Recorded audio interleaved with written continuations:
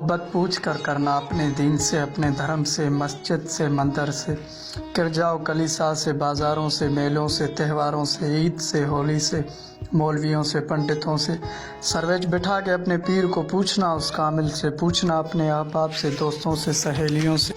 दुनिया के लोगों से, इस जजीरे की चलती लारियों से, बेजुबान जानों से, चीखती हुई कब्रों से, धूप से, छाँव से, डूबती हुई शामों से, सहमी रातों से, बरसती हुई बारिश से, किसी बंजर पड़े मैदान से और अपने मकान से, खिले हुए गुलाब से, बहारों के बागीचों से, सब्ज दरख्त से, हरी टहनी से, अपने शहर से, गली कूचों से,